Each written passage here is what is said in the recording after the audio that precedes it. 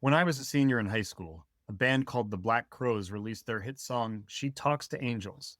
The song opens, She never mentions the word addiction in certain company. Even so, she must mention the word more often than the Torah does, which is never. If there's any teaching about addictive disorders in Jewish tradition, we need to dig for it. One treasure I found when digging was the teaching in Pirkei Avot, acquire a friend for yourself. Many of my patients are from the Bhutanese immigrant community. Their culture has a saying that a friend is a psychologist, meaning that honest conversation with a friend is as good or better than therapy. Both cultures then seem to be urging the same thing. When you're hurting, as almost everyone with substance use disorder is, get yourself a trusted friend, someone who can help you confront what's going on in your soul.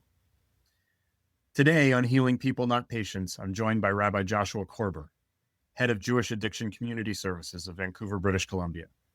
We'll be covering all sorts of topics, including the indispensable role of that psychologist friend, the 12-step sponsor. Stick around after the break for a very moving conversation.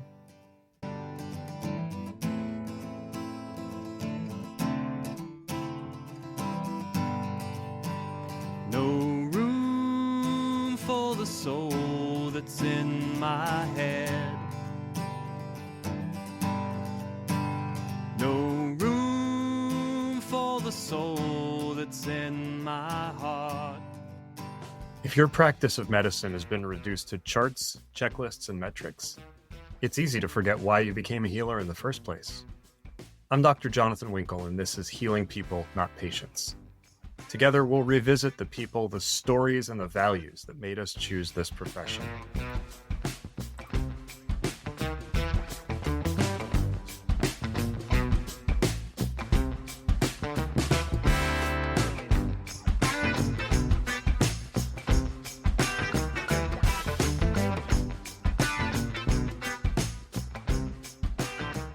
Welcome back to Healing People, Not Patients. We're into the part of the show now where we do our 4 questions. Just like around the Passover Seder table, we have a topic we want to discuss. We start out by asking, why is this night different from all other nights? What are we going to learn in the next 30 or 40 minutes that's going to change the way we practice medicine, the way we think about each other, the way that perhaps we get our souls back a little bit in the world? I'm joined by a very special guest who I've only recently met, Rabbi Joshua Corber. Rabbi Corber is a graduate of the Ziegler School of Rabbinical Studies in Los Angeles and worked for 10 years as a conservative congregational rabbi and is now the director of Jewish Addiction Community Services that is part of the Jewish Family Services of Vancouver, British Columbia. And I'm really pleased to have him here with us this evening. How you doing? Good. Thank you, Jonathan, for having me. It's a pleasure. Pleasure is mine as well. Our Manishtana, or what's different tonight, is a question about how can we change the conversation around substance use disorders, around the thing that you spend most of your days working with now, so that healers, whether they're doctors, chaplains, nurses, can re-engage with the people they're taking care of as allies instead of adversaries. And that's a huge question. So I'm going to break it down by starting with something you told me during our pre-interview the other day. There was this really powerful insight that you had at some point about the first 2 of the 12 steps that I think can be really transformative for health professionals. And if you could please tell us about that insight. Sure, Jonathan. That insight had to do with the first 3 steps. And one thing I'd recommend for health professionals is to actually understand those steps and possibly even to attempt to work a set of steps themselves, even they don't have an addiction. That I actually think that the 12 steps are a beautiful way for a person to live one's life. And especially if that person is Jewish or an adherent of any faith. And I'll explain why as we kind of go through it. The first 3 steps have to do with the kind of getting started on the journey of recovery. And I think most people know that the first step is admitting and recognizing that we have a problem. But the wording, just like in Judaism, the way the rabbis really hone in an exact meaning out of the exact words, the first step says we admitted we were powerless over alcohol, that our lives had become unmanageable. Step 2 was came to believe that a higher power could cure us of our insanity. And 3, made a decision to turn our will and our lives over to the care of God as we understood God. Or we can sub out the word God for a higher power, for whatever your higher power is, the concept of life itself, the concept of love. In my very beginning part of recovery, and I think this is actually something that is pretty common, and some people might actually go years into recovery, I was under the impression that the first 3 steps applied only to my drinking, that my life became unmanageable because I was drinking and I couldn't manage the drinking. And that's certainly true in all cases. The alcohol did not help with our inability to manage our own lives, and it certainly made our lives much more complicated and difficult and introduced suffering to ourselves and to those around us. But what I didn't understand until about 6 months into recovery, have you ever heard the expression, I didn't suffer from alcoholism until I stopped drinking? So I had stopped drinking for 6 months, and now I was suffering from alcoholism because I didn't have alcohol to numb the suffering that I had from the psycho-emotional dis-ease or spiritual dis-ease that I had. So concerning my life problems, which stress is associated with raising a family, and in my case, raising a family in the most expensive city on earth without a full-time job. And I was going from gig to gig, and I could only see financial security for 1 or 2 months at a time. And that all got to me. And instead of drinking, what we do is we pick up the phone and we call our sponsor. And this is another big part of the 12-step program, which maybe not all of your listeners know, is that working with another individual who has gone through what you've been through is critical. So I call it my sponsor. And the reason it's critical is because he's come out, maybe not on the other side, because he's still in recovery. We're all in recovery now for the rest of our life. I was always taught there is no other side. There's only keep going. There's no such thing as a recovered alcoholic or somebody who was an alcoholic. But this is the person who certainly got a lot further along the line of recovery and is now in a place where he's enjoying his life so much that he can help others to get there. And I unloaded all my problems and screaming at him, like, when is this higher power going to come through for me? And he said, well, that all sounds pretty unmanageable, which he was intentionally referring to the first step. And I realized that steps 1, 2, and 3, they don't just apply to the substance itself. They apply to all of life and the problems that I've had in life, psycho-emotionally, not being able to manage those problems. And so take something like money and not being able to have a job, financial insecurity. That is a practically universal issue. And there's a certain extent to which it's affected by factors outside of my own control. Am I doing everything I can to find a job? Yes. Of course, you could always say I should be up all night applying for more jobs, but there's a limit to what's reasonable. Which is its own form of an insane response. So I hear where you're going. Am I taking a reasoned and balanced approach to making the maximal reasonable effort to find work, to reduce unnecessary spending, to increase income in any way that I can? And if the answer is yes, and it's still not sufficient, then we have to turn that over to our higher power. And that's step 3. It's critical that we believe a higher power can cure us of our insanity, not necessarily fix the financial insecurity, but cure us of our unhealthy psycho-emotional reaction to not having enough money. And you said with each of those steps, you triggered something in me. Remember, I said I thought this was a transformative insight. So the transformation I'm thinking of, one, is just being able to recognize that the disease isn't that somebody made a bad choice and started to use an addictive substance.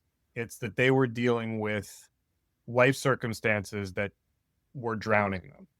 And I think that's such a uncommon thing for people, even in the health professions, to realize that this is not somebody who made an unrestrained choice to do something that got them addicted. It's that they were self-medicating against a really bad set of circumstances and ended up there because, as you said, things got unmanageable before the alcohol entered the picture. I would agree. The only thing I would change is to say it's not necessarily the circumstances themselves. It's the way in which a person reacts and relates to those circumstances, which has to do with trauma, either lived trauma or inherited, and possibly something that's just an innate makeup of the person's personality.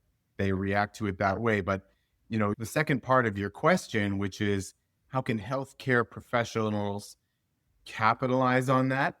On the one hand, it's very difficult because primary care physicians are not in the same position as a sponsor.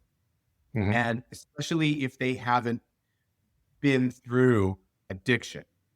For sure. However, I do think that, like I said, for a physician to be able to work a set of steps, or at least to become familiar enough with how they work, they might be able to find creative ways to broach these conversations. What certainly, I think, has been long acknowledged by physicians is the degree to which stress is such a huge and important factor in determining a person's overall health outcomes. And so perhaps to the extent which they could approach the conversation about the stresses in life with the knowledge of how the steps work, maybe they can serve as a guide for that person's thinking. But then you kind of have a doctor that's in the position of almost a psychologist. So there's this weird boundary with the roles. But I certainly would recommend that all physicians read the big book about Alcoholics Anonymous. And if not the whole book, the first chapter or the introduction that's called The Doctor's Opinion.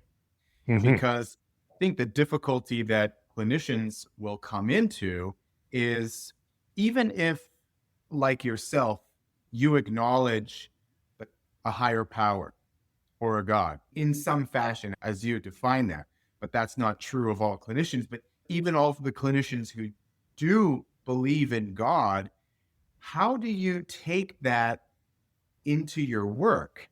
Mm-hmm. Because that's sort of breaking a professional boundary. But when you listen, that's the whole point of this podcast, is to figure that fine line out. So you come to the right place. That's why I think the chapter or the introduction that's titled The Doctor's Opinion is really useful, because this is almost 100 years ago. Right. And this doctor is writing from a time where AA is just getting off the ground. Mm-hmm. And he's writing that this is like an almost miraculous medical phenomenon that he can't really explain or understand. And he says, these guys are talking about something spiritual, not quite religious. I don't know how it works, and there's no professional language for me to identify the mechanics of how this works as a physician. All I know is it's working.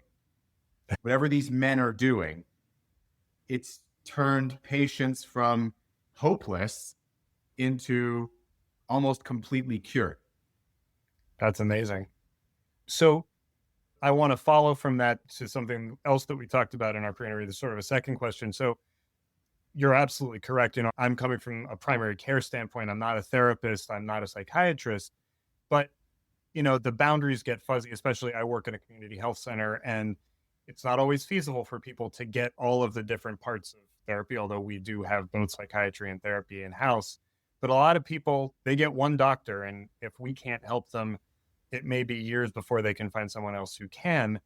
But you had mentioned that for you, your sponsor was able to unlock things in the space of a few months that several years of therapy hadn't been able to do. And it sounded like there was some kind of a secret sauce there, something different about the sponsor's approach. And I would love to know what that is and how maybe possibly we could take that back to clinic with us.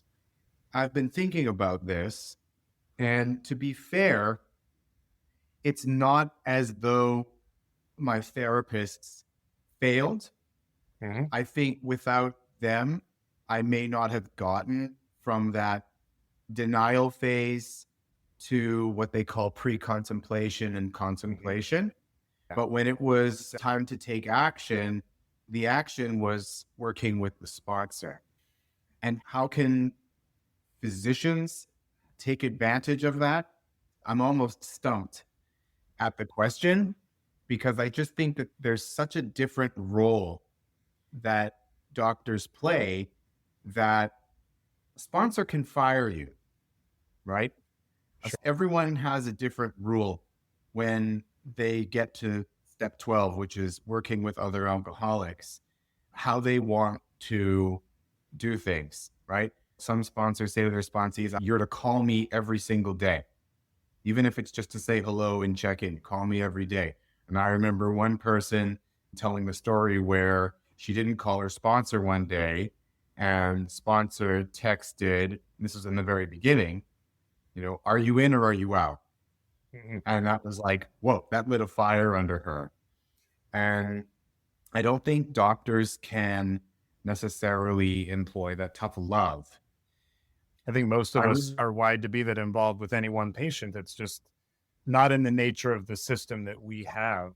Maybe the docs, they're in concierge practice, but for most of us, I assume that there are very few sponsors who have 1,500 other people in recovery that they're looking after.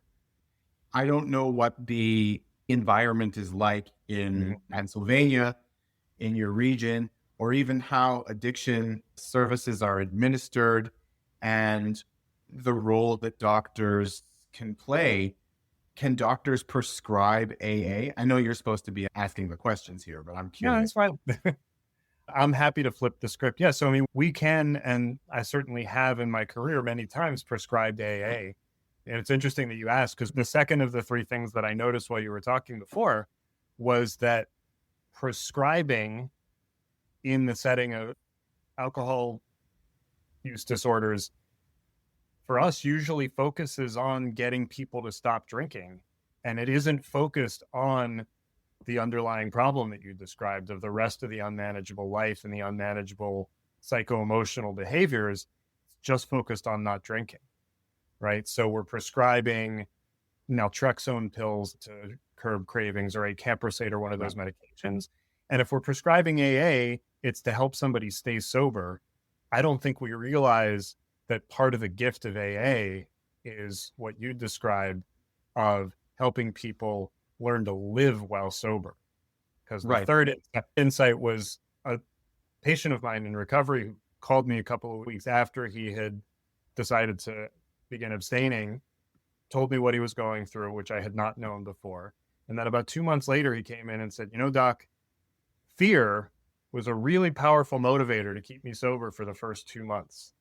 And now I'm at a point where I have to figure out a reason that I want to live sober. And he figured it out, and he's in recovery probably 15 years now. So thank God. But that's beautiful. As you were speaking, as something came to me that you are trying to get patients to stop drinking. And I think that's the wrong conversation. I think the conversation should be about cultivating the desire to stop drinking, number one. And doctors need to know, just sort of as you were alluding to, that if you just stop drinking and you have nothing else to replace the role that alcohol was playing, no tools to deal with the problems that you would normally turn to alcohol for, that's called white knuckling. And you may succeed. Your odds are not very good of maintaining abstinence. But even if you do, you're condemning someone to a miserable life. We need to give them something that's better than drinking. And that's what the program does. I think, though, that another way that doctors can change the conversation is instead of making it around drinking, and then the person's kind of like, why can't I stop drinking? And they think that it's about their willpower and stick to itiveness. And if the doctors can alleviate them of that misconception, right? Because I don't think I need to tell you how addiction works in the brain. Right. That the part of your brain that tells you it needs alcohol is the same part of your brain that tells you it needs food, and you'll eat. Eventually you'll eat. Just like if you're underwater, eventually you're going to try to come up for air. You can't will yourself into not breathing. Your body won't let you do it. So if patients are educated about that, and educated about the fact that no matter how much they determine everything and realize what's at stake, their very life is at stake. Their marriages are at stake. Their kids are at stake, everything. But they'll still drink. And people think, what, are they insane? And yes, they are actually. But the way the disease works is that the amount of electrical activity and stimulation that they're getting from that part of their brain that says, give me alcohol or we're going to die, always overpower any stimulation you can bring from other parts of it. I love how you described it as we, because I have had other people actually in the context of nicotine addiction rather than alcohol addiction tell me about the conversations they have with the addicted part of their brain telling them that we need a cigarette. So that's familiar language to me. That was really interesting to hear. So you talked about a couple of things before that I want to come back to, because you said, number one, that there's this very deliberate use of language that your sponsor employed to get you to notice what he was telling you. And that's very similar to the very deliberate use of language in biblical text in Torah, and the way that the Jewish commentators will latch on to a word and say something. So there's something, the one place that I know of where an act of intoxication is described in detail, or at least in the Torah, is the story of Noah. And this comment that I'm about to share is latching onto a word. So a lot of people don't know this part. It's not an often talked about part of the flood, but I'm sure in your own study, you're familiar with it. It's Noah's first act after the flood is over, the ark lands on the mountain, the rainbow happens, all of the conversation. He goes out and he plants a vineyard. He harvests the grapes, he makes wine, and he gets so drunk that he passes out in his tent and ends up half naked. And they use the word vayitgal, and he was uncovered. So there's the commentator, the Gur Aryeh, looks at that and says, well, vayitgal can also mean he went into exile. So here's this guy who's survived the drowning of the entire world. He's left alone with nobody else but his nuclear family and a whole bunch of smelly animals. And he could very well have been with that wine, drowning the survivor guilt, the pain of losing everything and everyone he'd ever known, or maybe running from the burden that he and this handful of other people have to rebuild the entire world, and he can't handle it. So you started talking about the role that trauma, loss, and fear play in addiction. I want to get a little bit more into it, sort of what it is that maybe makes people feel like they've been cast out from themselves, like kicked out of their own skin almost. Yeah. And as you were speaking, I was kind of relating. I really haven't explored much of that story yet. And I've got a passion for going through the deep and rich text tradition that we have and finding readily applicable concepts. But I haven't explored Noah so much. And when I was thinking about Noah, I was actually thinking about how my own drinking started. I mean, it started when I was 13. So that's a different sort of animal. But actually where the volume and frequency and progression of my drinking really started to take off was during the pandemic. And that was a time of intense trauma for me. I had difficult things happening in my workplace, and I think that rabbis face a lot of stress in general. That was an extreme situation that I was going through at work. And it was the pandemic as well. And if you can recall, in March and April of 2020, a lot of people were thinking like, is this it? Is this the flood? Is this how we're going to go out? And that was really stressful. We're living in this movie, and it's a bad movie. It's a scary movie, and you can't just turn it off. And then I also had 2 children under 5 who I was in the house with my wife. And that is, of course, very difficult and stressful. And the only way that I knew to just calm my nerves was to pick up a bottle. And you can call that a bad choice or a maladaptation. And it was how I dealt with it. And the Vait Gal, I really like the Gur Aryeh that you brought on that, because to me, the Vait Gal is isolation, right? So you exile yourself even from the environment that you're present in. You're not really there. It's extreme loneliness, which also strikes me as like a factor in Noah's experience. So the survivor guilt for sure applies in Noah's case. But I think with trauma, right, it's kind of like you bang on a bell and that bell is vibrating for a really long time. And with trauma, the bell is reverberating like at the same rate that when you first banged it. Like they're still experiencing that. And I think there's no attenuation, no wearing off. It doesn't wear off. Your body is still living that traumatic experience day to day. There were certain people from whom I could get an email and I would have this flight or fight panic, this surge of adrenaline that I could feel in my chest. And I could feel that poison just like pumping out into my veins. And sometimes even when the phone rang and I could see the caller. Yeah. You talked about that feeling like you were exiled from yourself. In the medical terminology, we'll talk about, especially with certain psychiatric disorders, but also more and more, we talk about it with burnout, which leads into my next question, which is this derealization and depersonalization, this feeling that either you're not really experiencing the things that are going on around you, like it's happening in a movie, or even like it's not really you that's experiencing them. You're sort of off to the side and it's happening to somebody else. And like I said, many of the mood and anxiety disorders, but we're increasingly recognizing that as people get burnt out and start to treat the patients and clients that they work with as kind of impersonal objects, like as one or more obstacles between them and the end of their day, or as annoyances or whatever, that they also are having this derealization and depersonalization. I'm reminded of sort of this prodding yourself to keep going. I keep coming back to the 1980s movie of Bright Lights, Big City. Michael J. Fox is playing the lead character, and he's narrating at the beginning, talking about having to take his Bolivian marching powder, which is what he calls cocaine, so that he can keep working this high-powered Wall Street job.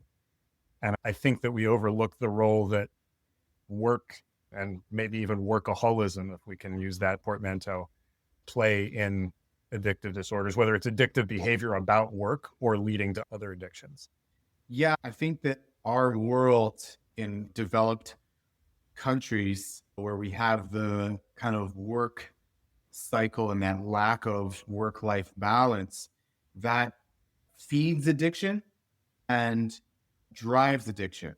I mean, I remember someone making some observation like, yeah, alcohol, nicotine, caffeine, and simple sugars are the fuel that drives our economy. Because the way we're living, like this 9 to 5, like wake up at 6 a.m. and spend an hour in the car and then spend 8 hours in a cubicle somewhere under fluorescent lights, commuting an hour home. And then what? It's either a beer, and if it's not beer, maybe it's like ice cream or something, or just sitting in front of the television. This isn't a natural way to live. This isn't a healthy way to live. And so the way that we sort of medicate ourselves is with our various substances, some of them legal, some of them illegal. But beyond the substances, it's also these sort of lifestyle things like staying up all night and watching TV or getting into online gambling or sex addiction. Mhm. And there was another thought that I had about how our lifestyle feeds into addiction. I think part of the problem is that some of these things are in our control. Maybe as professionals, we drive ourselves to these positions, but for many people, it's just the expectation that you're going to keep working harder. And even when somebody recognizes that you're stressed, I was talking about this in another conversation I recorded the other day. You may be told, oh, I see you're stressed. You need to manage your stress better. You should do some yoga. Here, we're starting a yoga group at lunchtime. We'll say, okay, now I don't have time to eat because you want me to go do yoga. And if I don't do yoga, I'm not trying hard enough to manage my stress. So when I complain about my stress, you'll tell me that I didn't take up the yoga class that you offered me. So it's my own fault. Right. So it's keeping you on the treadmill in very devious ways. So I think that people really aren't able to take care of themselves in our world with these kind of pressures. Yeah. And the other thing that you were saying in terms of like the coming home, you can have a totally different valence for exactly the same behavior. And one is a slippery slope to addiction, and the other one is normal, healthy social behavior. Having a beer with 20 other people after work in a group setting and relaxing and sharing a story, maybe having a meal together, can be very refreshing and integrating. Having that same beer alone at 2 a.m. in front of the TV can be a sign that you are self-medicating in a very lonely, dark place. Those are just examples. I'm not sure that it's always that way with each of those, because I've certainly taken care of people who are the happy, gregarious person participating in that meal with all their friends after work, and then going and hanging out with more friends in a different place and having 2 more beers. And pretty soon they're up to 14 or 15 in one evening. Just nobody's seen them have more than 1 or 2 at a time. So it can hide in plain view also, for sure. Absolutely. I mean, there are definitely work environments where alcohol consumption is so normative that it's normal for the manager to, get drunk and take his shirt off and start dancing on the table. But I remembered now what I was going to say before. And someone might be listening to this and thinking, well, great. What's the solution? We change the entire structure in which our civilization is operating, and shy of that, there's no solution. That's not true. Because there is an alternative to living this way. It's not necessarily getting a different job. It's more the mindset of a person going into it. They are not able to find joy in their life. And so the alcohol is sort of coming in to replace that, or that it's stressful. But I think it's not the lunchtime yoga, but it is little things, right? That add up, right? Like 20 minutes of exercise every single day, that adds up. 5 minutes at first of meditation and then expanding that to maybe 20 minutes, that really does add up. And I mean, look, I'm a hammer, so everything I see is a nail. I think that the 12 steps, at least knowing the approach to dealing with issues, especially resentments, and there's a lot of resentments around the workplace, and sort of understanding yourself that your purpose is not just to produce money and consume it, that there's another purpose to your life. That's very freeing to kind of realize what is the potential that I have to contribute to the world. That's really excellent. And I think I really gravitated towards some of the things you said before, because for folks in my position who are trying to be helpful, I think you've changed some of the conversations I'm going to have in the future, that rather than going in with the mindset of how can I help this person stop drinking, it's how can I lay the groundwork for this person to want a life that isn't unmanageable, and to have them want a life where they aren't drinking so heavily that they can't find a way to manage it, right? Because otherwise, like you said, that sobriety isn't going to be sustained, because I'm condemning them to a life of white knuckles. And I know what white knuckles feel like when, somebody's careening toward me on the highway. I wouldn't want to go through months and months and months, or even years, feeling like that. Every second of every day. And I think a lot of people are doing it even though they don't have a pronounced addiction. I think the people who end up with a substance abuse addiction, those who recover and take the 12 steps, they are luckier than the rest of the general population, because I think that everyone's white knuckling to a certain extent. And just something else about doctors, as you were speaking, doctors are like the busiest people on the planet. I don't know about in the US. I can't imagine it's wildly different from Canada. And doctors probably are carrying more stress than the average human being. For sure. And so that actually makes the doctors themselves a population that's at risk, not only of addiction, but mental health issues and physical health issues, because they're not able to take care of themselves. So I just want to make a plug to all of your colleagues who may be listening that it may not seem like you have time to do 20 minutes of meditation a day, because how many patients could you see in that time span? You can maybe squeeze in one more appointment, but Exactly the length of a standard primary care appointment. yeah. But there was a Zen teacher that said you should start with 20 minutes of meditation a day. And if you don't have time, you should meditate for an hour a day. And what he's saying is the benefit to you in terms of your own ability to operate. This is incremental. This is over time. This is not going to be the first day that you do it. You're going to notice, wow, that day went much easier. But after a few months of putting in 20 minutes a day, you will notice that you are able to do more in a shorter amount of time, and the quality of care that you're able to deliver will be that much greater. So you actually don't have time to not meditate. And for me, it's conversations like this that make me go into work the next day and feel like I'm a better doctor than I was the day before. So I can't thank you enough for joining me this evening. Where can folks find you if they're looking for a conversation, and in particular, folks in the Vancouver area who could use a little bit of help? Folks in the Vancouver area can look no further than jacsvancouver.com, JACS Vancouver.com. And if you want to find me on Instagram, I'm alcoholic_rabbi.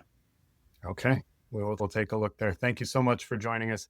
And I hope that at least some of the folks listening will start taking a new view of how to approach these kinds of situations. Thanks so much. Sure, some of them will. Yeah, thank you very much.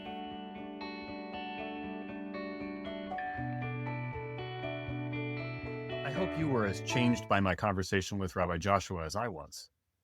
If you're a health professional working with people who suffer from substance use disorders, I think it's a game changer to start viewing the addictive substance or behavior as a symptom of the real disorder, a life that's become unmanageable. A life of sobriety without a map for living sober or a reason to do so is, as Joshua called it, condemning someone to a lifetime of white knuckling. Leviticus 19 implores us not to put a stumbling block before a blind person. But having a person with a substance use disorder quit using without supports in place to live sober is like putting them in a minefield, especially with all the barriers we put up to getting comprehensive treatment. Methadone programs require daily attendance. We use urine sampling programs that are demeaning and often punitive. We stigmatize the medicines that are our best hope of long-term recovery.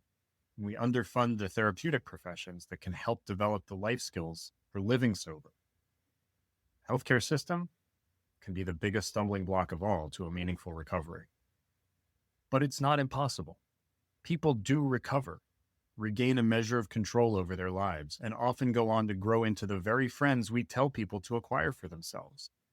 They become sponsors, certified counselors, even directors of recovery organizations. For health professionals like us, the chance to be part of that journey may be the most rewarding thing we will ever do. For every tear we shed or tantrum we throw, when a patient relapses, there will also be 2-year coins that someone hands us.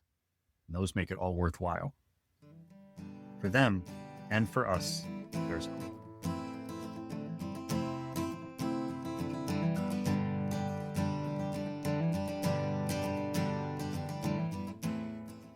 Thanks for being here.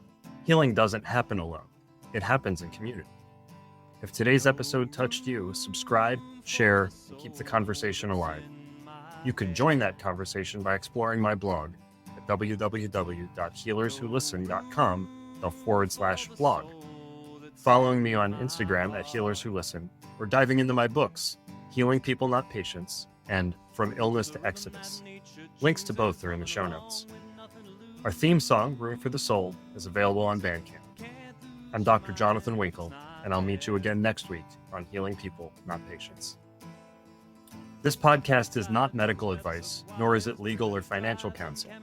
It's a space for reflection, rooted in stories, spirituality, and the art of healing. For your own care, always consult the professionals who know you best.